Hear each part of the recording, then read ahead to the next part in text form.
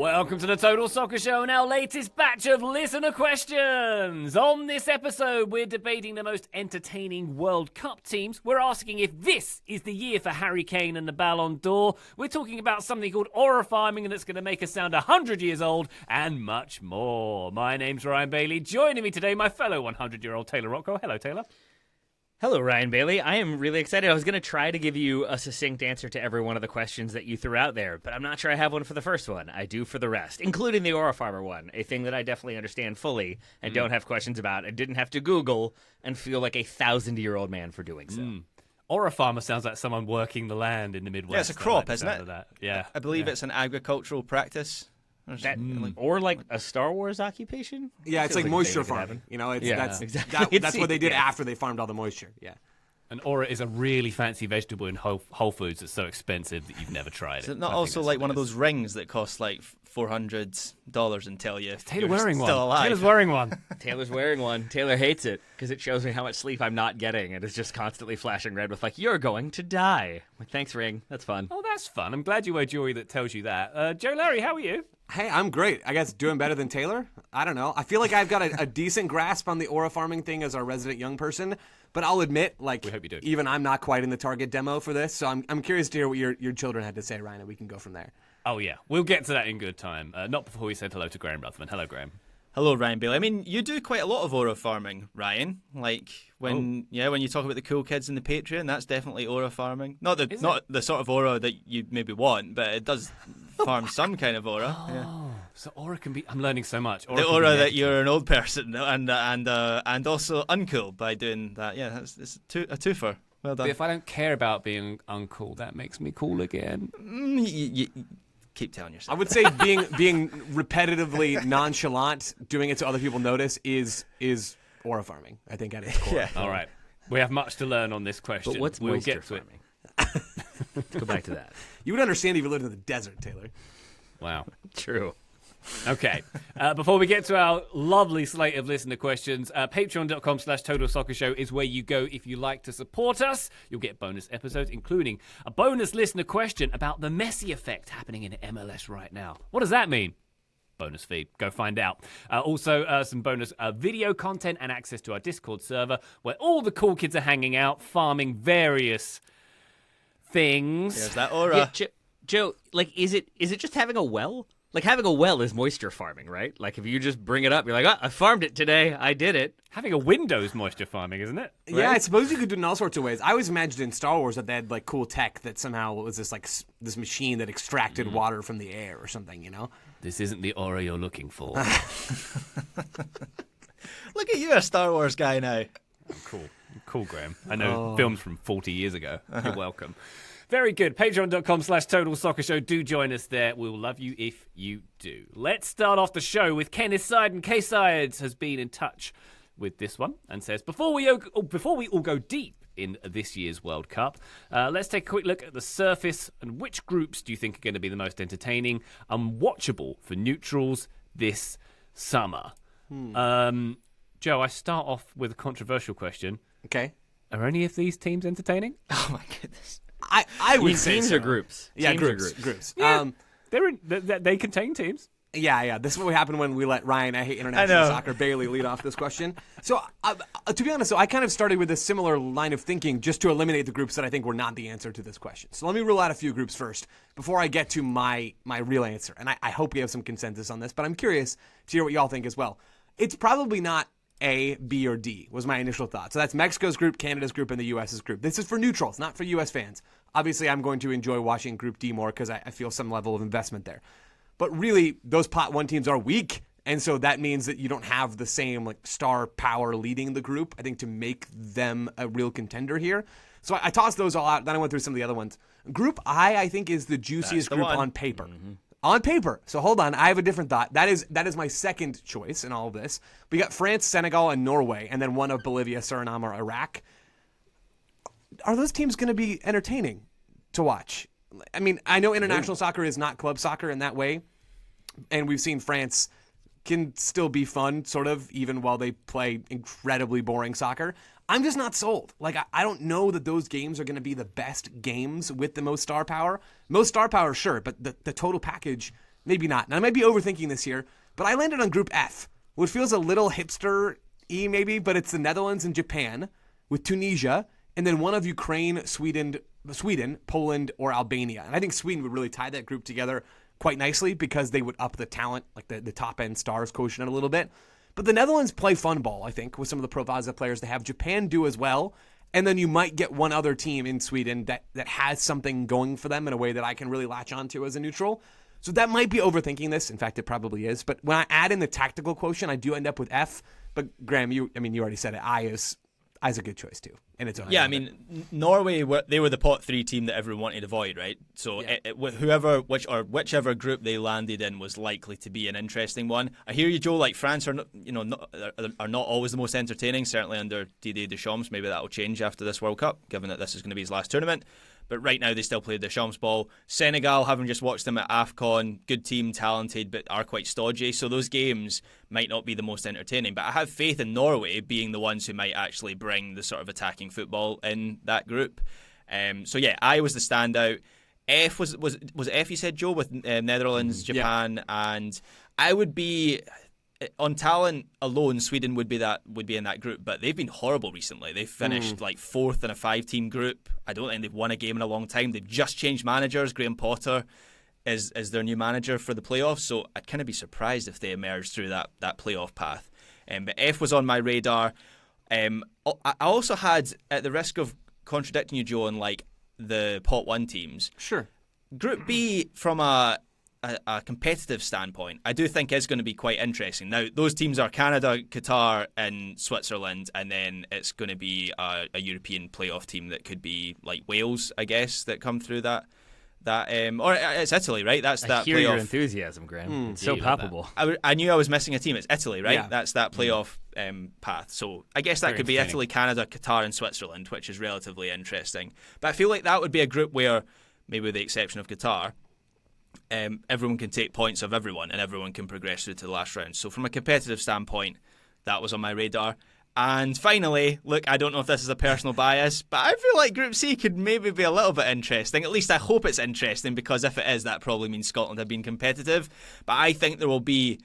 the World Cup isn't purely about the matches that happen on the pitch, right? It's not purely about the soccer. I think the atmosphere and the noise and the colour at those games is going to be pretty incredible. Brazil, Morocco and Scotland will all bring huge supports. Haiti might bring fewer numbers, but I think they'll bring a lot of like atmosphere and colour as well. And I know for a fact that Brazil, Morocco and Scotland were all in the top 10 nations for ticket applications for this World Cup. So those games are going to be packed. Those games are going to be noisy.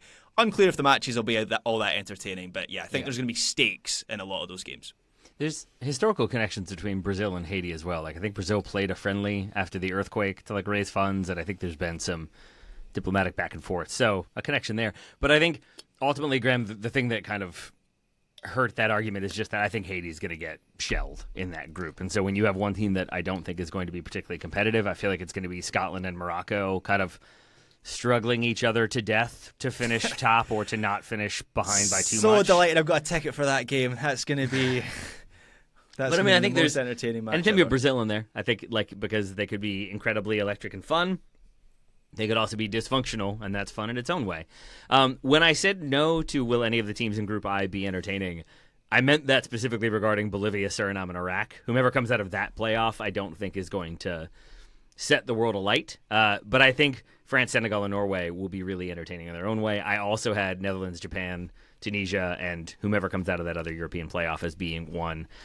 If it were like Turkey or Italy, the potential team to get out of there, I think that would make a difference to me. I think Ukraine would be the most fun for different reasons if they were to make it. I think that would be an entertaining group regardless.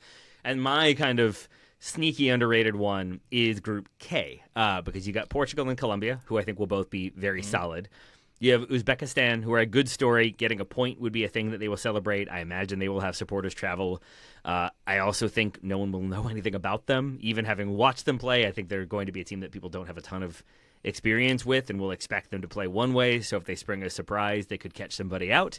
And then from the other international playoff spot, I think it will end up being DR Congo, most likely. And they are a team that I think, again, could fly pretty far under the radar because of the way African qualifying works. They finished second in their group, so they go into the playoffs, but they finished second in their group behind a Senegal team that were consistent and strong throughout qualifying. But DR Congo only finishes 2 points behind them. They get 15 goals and 6 against in the group stage part of qualifying. Then in the playoff part, they eliminate Cameroon and Nigeria, who are two very strong teams in different ways. So you have a DR Congo team that I think faces the winner of Jamaica, and I forget who Jamaica's playing. But I feel like it's going to be a DR Congo who ends up getting out of that one. And then we'll have, is it maybe UAE? I forget.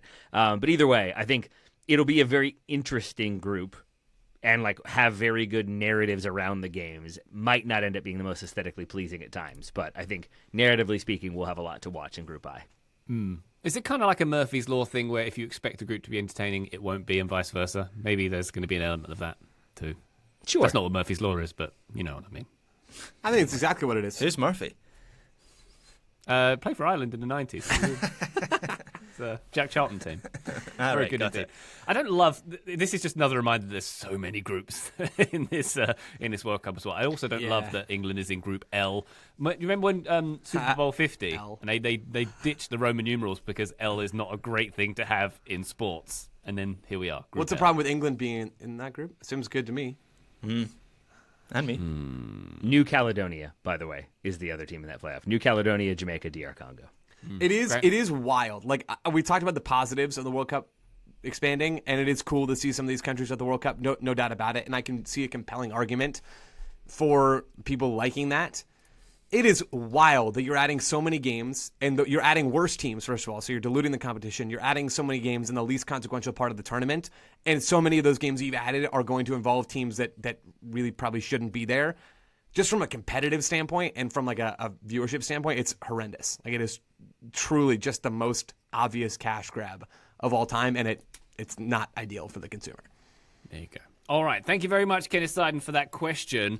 We're going to go to another World Cup question, but not before we've had a quick break so you can learn about buying mattresses, therapy, AI, software, lots of fun things. Join us in a second. Total Soccer Show, welcome back to our listener questions. We've got one here from Jeff Love. Jeff Love, incidentally, what our Major League Soccer shows get on Tuesdays. Has anyone ever made a World Cup roster for two different countries? This could happen under modern eligibility rules if they're not cap-tied or get named to the roster of country one but then don't play and then file a one-time switch to country two and make the next World Cup roster. It can also happen, and has, if a country dissolves, like Yugoslavia. But I can't find anything about the first case, says Jeff Love. Graham, I thought I had the answer to this off the top of my head. I thought that Alfredo Di Stefano would have been the answer to this question. The Real Madrid legend of the 40s and 50s, I guess, because he played for Argentina, Colombia, and Spain. He played for 3 nations, but never at any World Cup. Wow. Yep, he was also the first player that I thought of, because I did know that he'd played for 3 different countries back when you could just do that if you fancied it. So he is struck off because, as you say, Ryan didn't play at a World Cup. So the only example I could find is a player called Luis Monti, who played for Argentina in the 1930 World Cup, and then he fancied playing for someone else in the next World Cup in 1934 when he played for Italy. And of course, I remember both World Cups vividly, and Luis Monti was a star player at both. But there was a lot of horror farming back then. Yeah, indeed there was. He was the only person that I could find, so I turn it over to the group. Is he the only one, or are there others? He is not. I think Go there's other Taylor. ones. Monty, by the way, I think is the only player to lose 2 finals in a row with 2 different teams. That's pretty impressive. He loses the final with Argentina in 30, loses it again with Italy 4 years later. 2 more to note. Jose Altafini won the World Cup with Brazil in 1958, then played for Italy at the 62 tournament. He managed 9 goals in 14 official games for those 2 countries. That's a pretty decent return. And one that I thought for sure I was misremembering is Ferenc Puskás, who I thought had been linked with playing for Spain but hadn't actually done so. Nope, he did. 4 goals for Hungary in 1954 and then 3 for Spain in 1962. But all of those are obviously from a long time ago. Does anyone have any other ones on that front? No. Fair enough.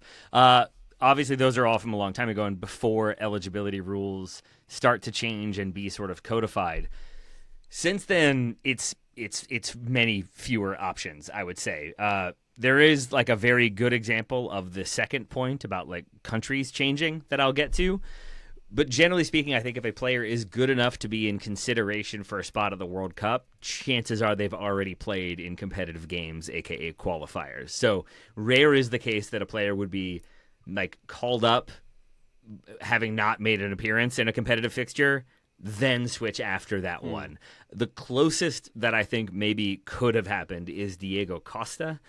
He plays friendlies for Brazil in March of 2013. By all accounts, they wanted to keep him. They wanted him to play for Brazil. Luis Felipe Scolari talked publicly about how critical Diego Costa was to that team. And then he switches allegiances to Spain and plays for them in September of 2013. So that's a player who it does feel like could have played for either of those countries and does have caps for both. Ultimately, obviously, plays for Spain. I believe wins a World Cup in there, too, so maybe a good choice by him. But at the very least, he wins some silverware with Spain, if not a World Cup. And that's the one that I think is maybe the closest. Richie Ledesma is possibly in that conversation because he could have played for the U.S. and Mexico and was in like provisional squads for both until recently, where it feels like he has officially switched to Mexico. But generally speaking, I think it's rare that we will see somebody like in squads for both or listed in squads for both at this point. Who's the French central defender who switched to Spain, whose name I'm blanking? Aymeric Laporte. Laporte. Is he in the runnings here? Probably not. Didn't play. I mean, did he play for France at all? I'm blanking a little bit on that one. There's a lot of like youth internationals who switched. I can't remember if he actually got senior caps. We should bring this back, though. Like, we should bring back that you can He play didn't. for 3 different countries in the span of your career. Why not? You know, Somebody let's get did. the transfer market for international soccer. That doesn't seem Counterpoint, Joe. complicated. Why so? Good point. Accepted. Because we really need Harvey Barnes for 2030 now that he's turned us down Graham, for 26. Graham, Is he a future one? Is he a Graham, if future the one, market's Graham? open, you can do better than Harvey Barnes. Like, No, we can't, Joe. We're not kidding ourselves on. Graham, you're not cap tied, are you, for Scotland? I assume you're naturalized a U.S. citizen, given your time in Orlando. That's right, yeah. I've seen you dribble. I'm just saying, there's a path. I mean, given the options available to us for this World Cup, it is a possibility, yeah. Graham, if you're called up by the podcast all-stars for both the United States, Scotland, and England, where's your loyalty? For this World Cup, Uh-huh. USA. Attaboy. Thank you, Graham. Chance of making it out of the group. Thank you for lying. They're knocking on your door right now, Graham. I was trying to figure out why the second question, why there was a name that was so immediately came to mind. Then I remembered that it was the answer to a trivia question like a month ago. But Dejan Stankovic played for Yugoslavia in 1998, Serbia, Montenegro in 2006, and then Serbia in 2010. So technically played for 3 different countries, even if one of those countries was in the other of those countries. Maybe is there possibly some Soviet Union examples as well? Maybe from back in the day. There will be, yeah. It's just that like a lot of the post-Soviet states didn't really do a ton on the footballing front, right? Yeah. Like I'm assuming there's like maybe a West Germany, East Germany before or after contender as well. Yes. We'll keep researching, Jeff Love. Czechoslovakia probably for sure. Now that I say that, Yeah. There we go. All right, keep going. Yeah. Maybe if you have any answers, listener, you can join our Discord and lay some on us. Patreon.com/Total Soccer Show. But for now, Jeff Love, thank you very much indeed for that question. We go now to Bry Guy, who dropped this one in our Discord, incidentally. Harry Kane is one of the most complete strikers in a generation. Is this his year to win the Ballon d'Or? Is it a little weird that nobody from the Bundesliga has won the Ballon d'Or in 30 years? That winner, of course, Joe is fresh in Joe's mind, was Matthias Sammer in 1996. Who, More of a Matthias Winter guy, but whatever. Yeah, exactly. You'll remember, Joe, of course, him winning Euro 96 after winning the Bundesliga with Dortmund that year. So he's doing quite well. Harry Kane's time, is it going to come? If it's going to come, it's got to come pretty soon, hasn't it? Surely, Joe, I mean, what do we think? This would be the year if you're Harry Kane, right? This would absolutely be the year. He is leading the major European leagues in goals. He's leading the major European leagues in goal contributions. He has been amazing, and he's finally at a club where he has a chance of actually winning stuff, which matters for the Ballon d'Or, which, just to be very clear, is a stupid award, and there's no consistency on how people vote for this. I mean, here's how to think about the Ballon d'Or. If Rio Ferdinand thinks it's important, that should tell you what you need to know about it. Ballon d'Or. Ballon d'Or. Interesting. It's a little weird as far as how a Bundesliga player hasn't won this. I have a few thoughts. on it. At least won in the last 30 years. I think some of it can be explained by in recent years, soccer at the club level has become quite Premier League and then the rest heavy in how we think about it, where the Premier League is dominant now in a way that it wasn't 10, 20 years ago. Now PSG also as another like heavily backed financial entity that wasn't really a factor the last time a Bundesliga player won the Ballon d'Or.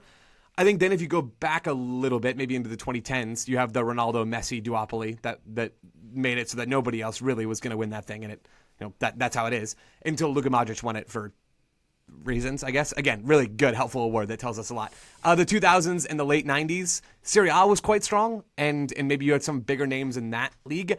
This next concept is a little less fleshed out in my own mind, but as I was thinking about it, there tend to be a lot of Germans playing in the Bundesliga and not a ton of foreign players playing in the Bundesliga, not a ton of Germans going elsewhere as a general rule.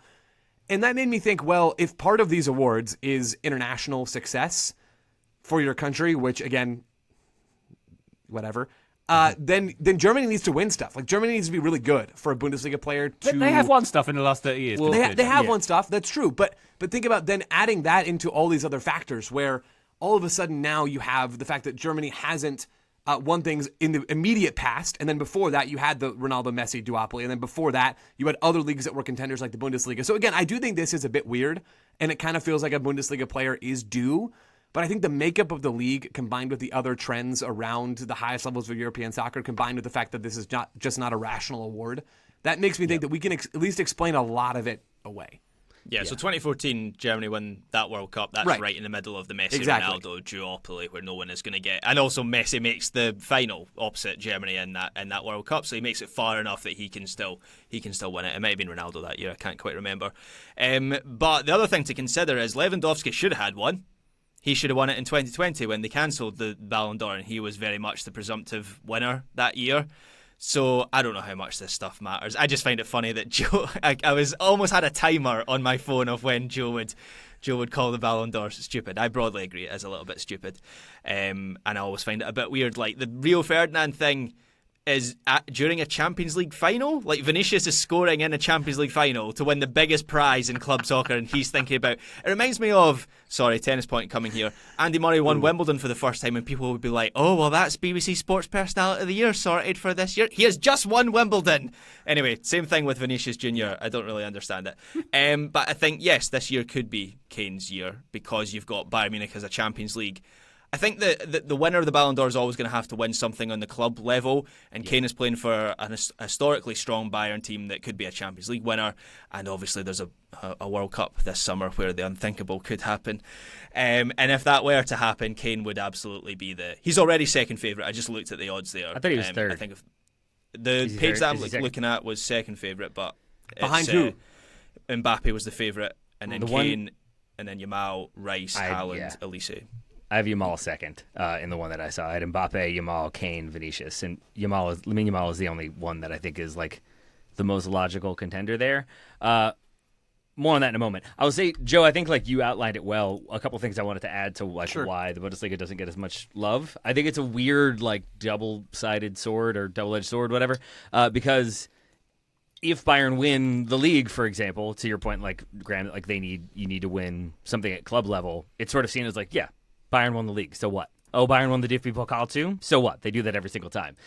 And then conversely, like when they win the Champions League, it's always seen as like a team effort, and it's the institution and the system that does it. And so even if you do have big name players, like when they win in 2020, there's Lewandowski, there's Muller, there's like Thiago, but I think all of those guys are seen as like benefiting from the Bayern system and the Bayern machine. And so it's a weird thing in which it's expected to be very good, but also that expectation at the same time kind of hurts them a little bit and hurts that standing.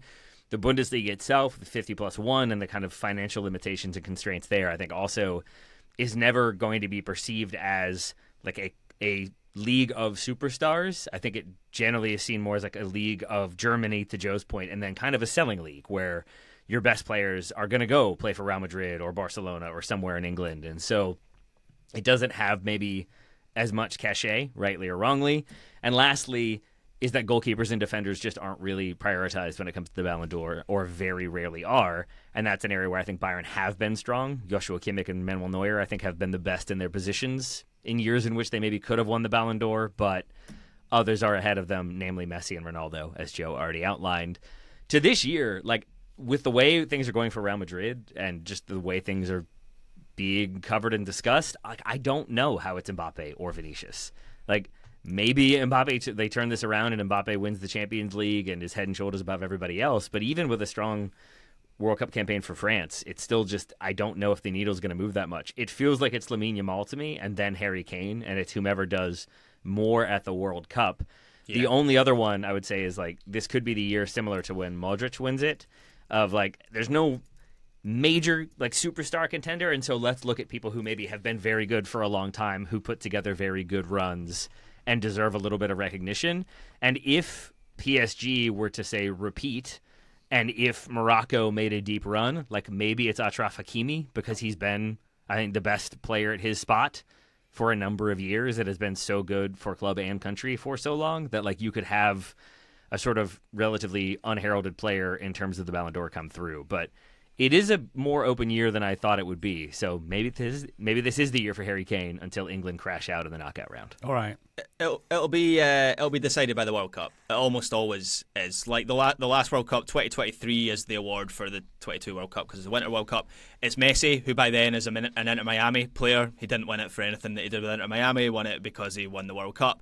2018, Modric. I know Croatia don't win it, but that's a World Cup nomination because Croatia made the final. And then, like, 2006, you've got Cannavaro winning it. 2002, Ronaldo. 1998, Zidane. Like, it is almost always, with the exception of the Ronaldo-Messi duopoly years, it's always a World Cup player. So it honestly could be anyone. Like, if Portugal were to win it, which is a possibility, despite the Roberto Martinez of it all, Vitinha could be the player of the tournament. Portugal win the World Cup, and then he wins the Ballon d'Or. Yeah. Like, it feels very open in that sense. Well, and I think we would all agree there's just no better way to judge an award of this stature by a seven game knockout tournament. That's right. That's why they expanded it, Joe. They expanded it for the Ballon d'Or. Yeah, let's get the 8th game. That's what we need. That's how we fix this whole thing. I got it. Joe, are you suggesting this whole process is flawed? Come on now. No, in no way. I actually, as cynical as I am about the Ballon d'Or, I think Harry Kane is one of the greatest soccer players of all time. And I think he deserves some sort of high-level recognition. I'd be thrilled if he won the Ballon d'Or. He has been perennially under-discussed because he was at Tottenham for so long, and his play at Bayern gets dismissed because Bayern win everything. The dude is unbelievable. Yeah. He does stuff that no striker I've ever watched, that is not every striker that's ever played, no striker I've ever watched can do.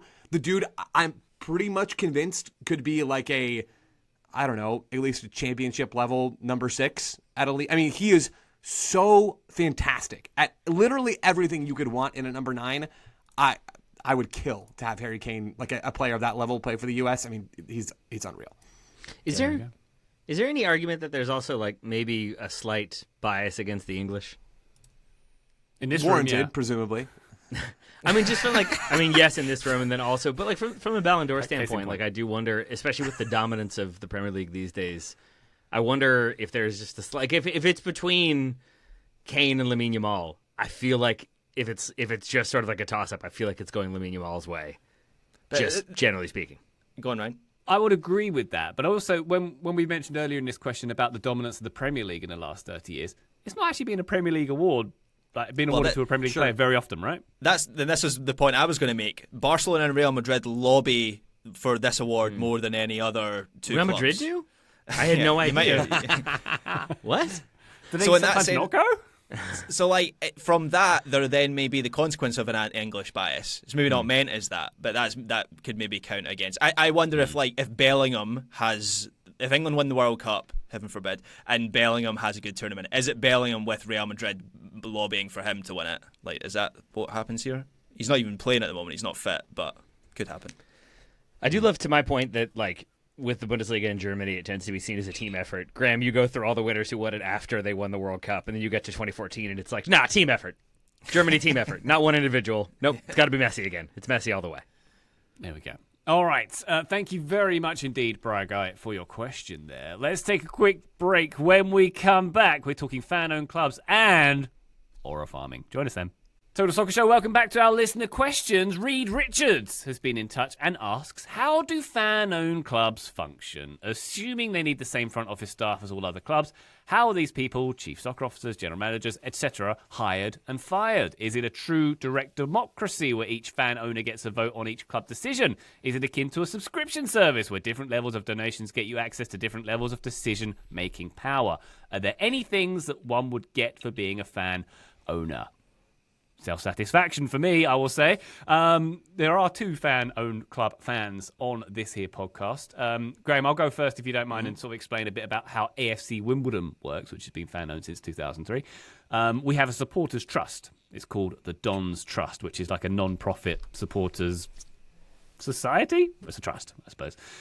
Each member has one vote, and members vote on big decisions, financial ones, and electing representatives, electing important people to steer the governance of the club. So very democratic in that. And the Dons Trust, in the case of AFC Wimbledon, hold, and it is in the covenant of the club that it will hold at least 75% of the voting rights. So 75% fan-owned at a minimum, which means, and there's been some news about this recently, there was reported on The Athletic that Robbie Earle was involved in a potential investment group to buy into AFC Wimbledon. The maximum amount the club will allow any outside party to have is 25%. And the maximum amount one individual can have is 15% as well. So the idea is that always the club will have 3/4 majority fan control, always have control of major decisions. So these are kind of the protections that have been built in to this club. But obviously there might be different numbers for different fan-owned clubs. Wimbledon were rather badly burned by being owned by Norwegian millionaires back in the day. So that's why this has come to pass. So how does a fan-owned club model for Wimbledon work, and how does it get funded? Well, it relies on membership fees, which aren't very expensive for Wimbledon, ticket and match day revenue, which not very expensive for Wimbledon but keeps the lights on, merchandise, commercial deals. We have a lot of commercial deals. Benefactors, people like John Green, who give us millions of pounds very kindly to buy players and stuff like that. And crowdfunding. So there'll be literally crowdfunding online. There'll be bonds. We have a bond issued. We have one for building the stadium, for example, for other major projects. So basically, no wealthy owner to write big checks. So a lot of discipline, a lot of members coming together. And I think it is all very democratically done. Is that, Graham, how things generally work at Stirling Albion as well? Yeah, I mean, broadly very similar. I think there's some differences in terms of the internal politics. We had a very primitive model for a long time. So we became fan-owned in 2009, and we were the first fan-owned club in Scottish football. So I think now if you were to do it, you would do it in a different way, and there's greater knowledge. Like Hearts are fan-owned, and obviously they brought in Tony Bloom, and they've got a totally different sort of mechanism and structure to us. But the way that the Stirling Albion is run is very similar to AFC Wimbledon. So the Supporters Trust owns the club. They raised the money through the fans to buy the club in 2009 from our previous owner. We had a massive tax bill that he couldn't pay. So they paid the money to make the purchase. The club is in their name. And then I own a membership for the trust, which then gives me voting rights. And then the crucial part of the leadership, this is all very dry stuff, I'll try and keep this short, but there's a trust board, and then there's an executive board. And the executive board is the one that actually runs the club on a day-to-day basis. So you're not like voting for things. They're almost like guiding votes that you would have as a membership. I think there's like 3 or 4 votes a year, and you'll vote on different things. Like think about if you were at the ballot box in an election, you've got like different things to vote on. You're not just voting on who you want to be the president or the governor or whatever. Similar to that with the way the trust votes. So I have voting rights, and I elect people to be on the trust board, and then they elect people amongst themselves to be members of the executive board. And then the executive board pretty much has full autonomy, so that the trust is entrusting people to be on the executive board to run the club. Where there was a change recently was we had a fairly unpopular board and chairman a few years ago, and there was no mechanism to remove them. Like, we were so hasty in buying the club that didn't exist, and so they had to force through a constitutional change to then allow that change to happen. So that is now in the constitution of the club. We seem to be a lot better prepared for that now. But yes, it seems to be very, very similar between AFC Wimbledon and Stirling Albion. Graham, you mentioned Hearts there, and I think that's a fascinating one because of how good they've been this season. I'd forgotten that they were fan-owned. What can you explain the Tony Bloom of it all? Because that obviously he's got a lot of money and owns another team. How does this work? Yes, I think Tony Bloom knocked on Hearts' door and went, there's huge potential here. I know you're fan-owned, but would you like to be good instead? And the Hearts fans talked amongst themselves and they went, whisper, whisper, whisper, whisper, right, we'll keep our majority ownership here, but we'll allow this really smart guy with lots of money and a data company behind him to come in and have a minority stake in the club. It's a Jim Ratcliffe situation, is what Tony Bloom with Hearts is.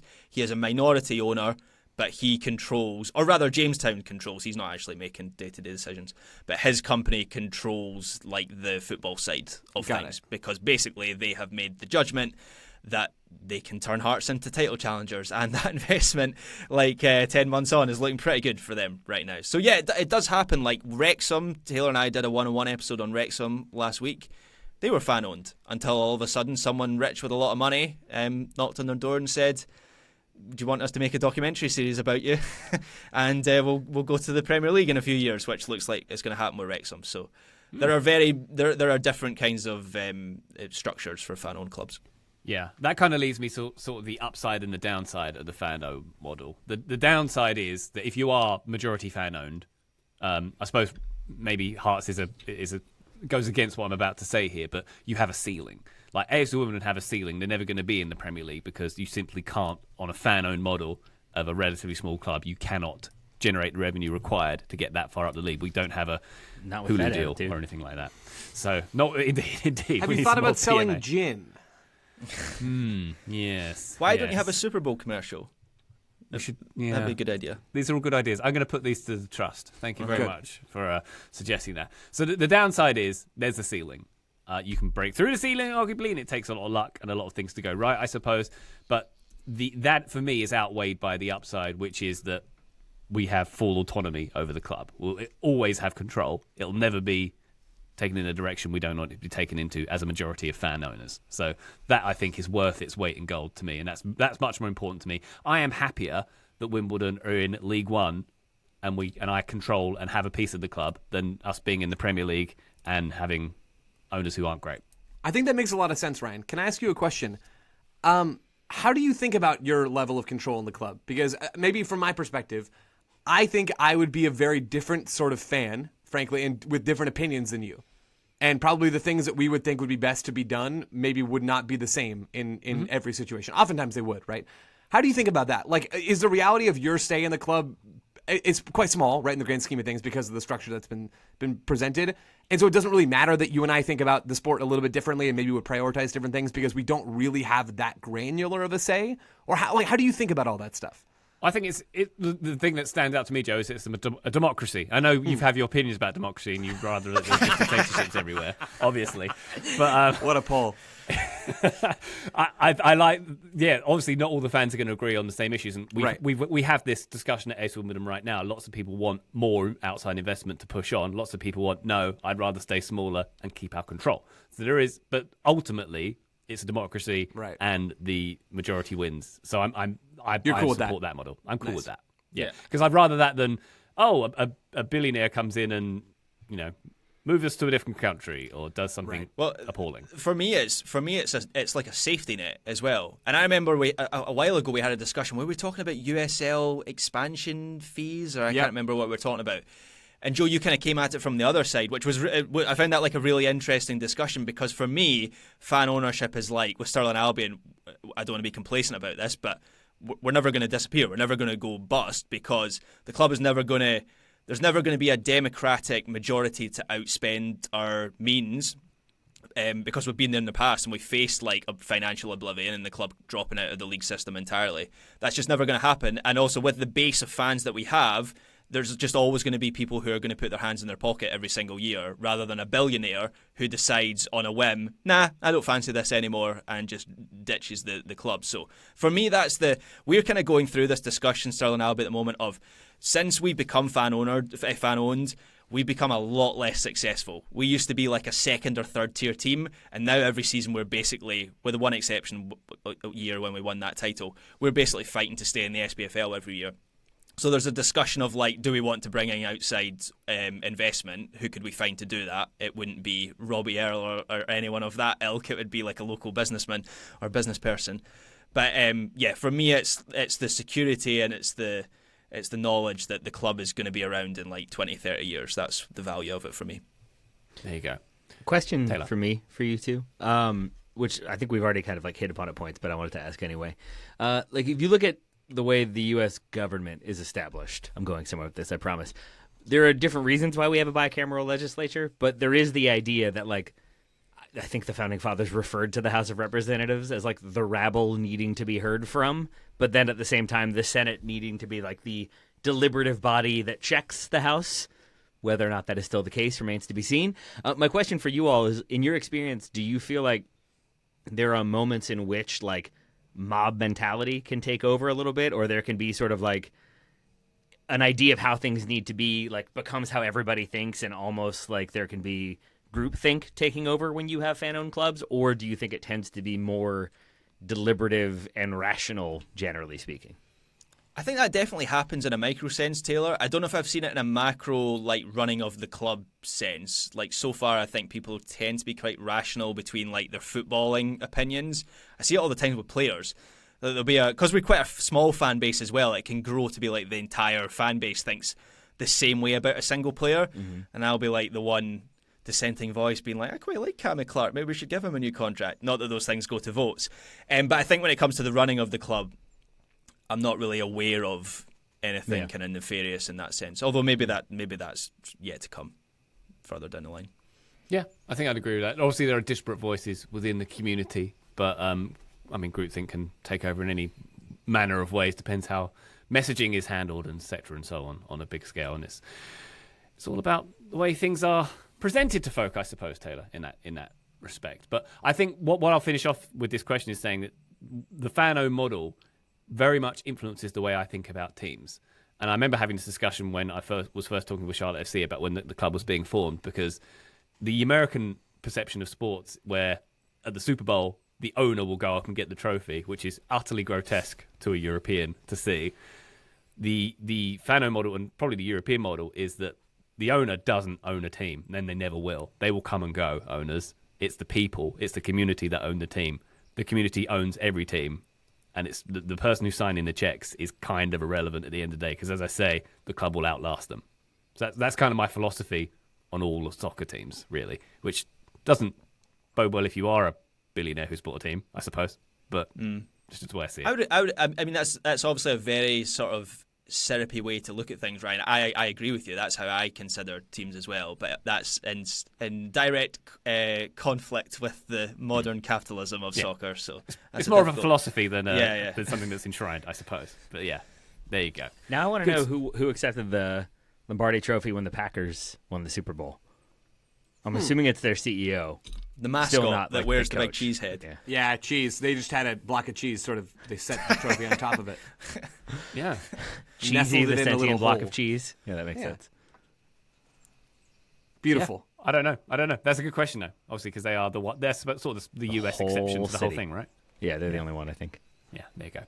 Reed Richards, we thank you for your question. We have one final one here from Trevor Peralta. A question to introduce some hip young lingo to the show. Here we go. That's what we need. Yep. Which player is the best aura farmer right now? My thoughts, says Trevor, go immediately to Michael Elise, but please give us your take. Now, to get it out of the way, I have asked, and I'm sure we've all sort of got our opinions on what aura farming actually is, and I had a long discussion yesterday with my 10 and 13-year-old where terms like looks maxing and mogging also came along. So I've had a whole education. I'll see myself out. You guys have fun with this one. Yeah. Mogging. But yeah, there's a whole thing. There's a whole dialect going on among the young, apparently. But aura farming, as my understanding, Graham, does this match you, is that you're cool and you do things that make you cool and make people see that you're cool, but by the way you outwardly project yourself. It's just about being cool, really. And now one of my kids said that you were deliberately doing it, and one of my other kids said that it's just naturally the aura you give off. No, yeah, I mean, far be it from me to get into the midst of Generation Alpha discussing their own slang. I feel like it's got to be, like, if you're farming it, you're like actively looking for it, right? You're trying to produce it. I think you're doing it on purpose. Like, I think it's doing things that you think are going to look cool because you want to look cool. I think that's what it is, which is, it sounds like one of your kids agrees with me and one of them doesn't. But Anyway, Graham, Ryan asked you, not me. What do you think? That makes sense to me, Joe. So I actually was familiar with this term, but it was one of those things where I tried to define it. I struggled a little bit. So I went to The Guardian. Of course. A natural place to look for this sort of thing. That's where all Gen Alpha are going for their information. Hurting ourselves. Graham, I could have had 1,000 guesses. I went to the library and got the encyclopedia. I donned It my was a monocle. website. I went to The Guardian. That's unreal. They That said is so good. it's about cultivating the coolest version of yourself. So there you go. Right. I think There that you go. works. That makes sense. That's a good way of phrasing it. There we go. Again, Hey, but almost is like it- The Guardian is it has the value, you know? But is it the self-perceived idea of coolness, or is it the like actual how others perceive you coolness? No, I think if you're farming it, I think maybe originally it started out as doing anything that was cool. I think it has this like projection about it, where you're really trying to look nonchalant while you do stuff that you know people are going to think is cool. And for that, I'll just give a player to back up my explanation. It's a kid. It's Sam? a kid who did a dance, right? That's what started this whole thing, right? I have no idea. I think actually don't from know. what I read, thank you very much. In the Guardian. It was Lewandowski? like Was it Lewandowski? one kid who like went viral for doing like this one dance, and he on did a it boat? over and over and over again, and it was like that dance that caught fire, and then he did it over and over. So like the more he did it, the more people engaged, the more people were interested, the more aura he had, and that's where like Diego Luna did the dance as a goal. Yeah. celebration. It's this kid So on a it's- boat. I'm pretty sure it's this. Is it's it not this- Bart Simpson yeah. doing the Bartman? Is that what you're saying? The original aura farm. Ryan, once again, establishing your cool kid bona fides right there. I wonder, Graham, if the Guardian could write a piece on like sort of an intellectual history of aura farming. I could write it. I think you could. No disrespect to the Guardian. That's just hilarious that you said that. The answer is Lamine Yamal, is it not? I mean, he is cool, but the dude is trying so hard to look cool and nonchalant and all these things. I seem to remember, and I couldn't find the exact moment. Maybe I made this up. I'm pretty sure in El Clasico earlier this year, he was just doing random tricks at midfield, like step overs and all Yeah. keepy uppies, for no reason. Like for literally no reason. You're literally just wasting time on the We clock. call that doing a nani in the Manchester United world. Yeah, I mean, Nani had some of that energy. I think it has to be these tricky attacking players, and Lamine Yamal is doing this at a higher level than anybody else right now. But the actual action that I thought of that I think is just pure aura farming, I cannot believe we're talking about this, is standing on top of the ball. And there are a couple of stories in Brazil's top flight over the last couple of years. Jefferson Soteldo, the one-time Toronto FC player, standing on the ball in Brazil. I'm pretty sure that started a fight. Memphis Depay doing the exact same thing. There's no Kanchelskis. reason for you to be standing on the ball. Yeah, there you go. You know it's going to look cool, and you want people to think you're cool. That, to me, feels like aura farming at its finest. Kanchelskis did the lookout as well, didn't he? When he did it, I mean, he's the original aura farmer. That's a 90s player for you, Joe. Andre Kanchelskis. Yeah, he did that. Stood on top of the ball, and then that. Yeah. How that's do we get from farming. aura farming to Andre Kanchelskis? We He can was do doing anything, it, man. Ryan, on Early this show. adopter. So Graham I went didn't to have the Lamine- Oxford English Dictionary and looked up aura farming, and it was a picture of Kanchelskis. That's right, yeah. Along with surely Cole Palmer. He is surely Oh. doing some aura farming. I was about to say, is he the anti-aura farmer? Because I don't. He's intentionally he's hilarious. projecting but- now. He's you think so? projecting now. He's aware of it. He's- I don't farm. Exactly. He's aware of it now. Like when he puts that I don't trophy wear down any his jewelry. shorts, he knows what's up. I give him more credit for being smarter than he's letting on. I think Oh, he yeah. is very much farming a lot of aura. And then maybe like less intentionally doing it. Noni Madueke, I feel like, does a lot to cultivate that cool image. Like if anyone's ever heard him in an interview, he's just very like nothing is ever an effort. Yeah, it was a great goal that I scored. Yeah, whatever. Like I think Noni Madueke does a lot of that. Is aura farming a conversation about what is done on the pitch though, or is it about See- what you do on Instagram and what the clothes you wear? And Whatever that you kind want, of stuff? man. However you want to apply it, you know? Ryan, to your question though, like if Trevor is asking this and his thoughts immediately go to Michael Elise, like I feel like you all are attaching a negative to it a little bit, where it's like I'm kind not. of artificial, kind of I am. deliberate. And like Okay. Michael Elise definitely isn't that, and I think he is a very excellent shout if you're seeing it from a like doing a thing consistently / over and over in a way that like generates interest and makes you look cool. Like for Elise, that I think that's pretty accurate. And if you go with that, I would say like Harry Kane, even though I would never think of him as aura farming. The fact that he he's just the like scores goals uncoolest. every single game, I don't know. He makes that look pretty easy, and it's a repetitive action over and over again. And then Ekitike from a more positive one. Like I feel like every time we watch him, there's a new like, wow, didn't know he could do that. Never seen anybody try that before. He scored like a bicycle and a volley and like a rainbow all in one motion. Okay, I didn't know that was possible. So like, I think in that way, I think of Ekitike from a like more positive mindset. Yeah. Ekitike also celebrated in front of the Newcastle fans when he scored for Liverpool and went and did this celebration. Ooh. The shrug, like. Oh, all right. Hold on. That's not bad. Originally I was gonna fight back on Taylor's characterization of Ekitike because Ekitike just is cool. Right, like he seems like he plays the game in a cool way. He seems like a cool guy, but like and it seems cool, like right? all this stuff comes natural to him, and he's not putting it on like as an act. I think there's a difference between cultivating aura and aura farming. You know, like if it's just coming. No, according to the Guardian. Yeah. Well, I'm just wait, Joe. Say that again. There's a difference between cultivating aura and aura farming. I think there is because I think cultivating aura is. It's just sort of happening to you. Like you're doing all these cool things, and your aura, if you think about this as like a video game, your aura levels are going up. Like we're thinking as we're watching you that you are cooler. Yeah. And I think if you're aura farming, like Lamine Yamal's an amazing player. He also seems like kind of a twerp, right? Like, I mean, to me, he gives off that, like, he is deliberately aura farming with how he's playing the game. He's still amazing. I'd do a lot in the Harry Kane mode to have him on a team that I care about. But that's sort of the distinction. So Ekitike, I would say with that little celebration, the shrug thing, that's aura farming. But with how he plays the game, I think he's collecting aura. I need Coop in the Discord to tell me if I'm right or wrong. I'm so excited, Ryan, sorry, that like we started off making fun of Graham for going to The Guardian.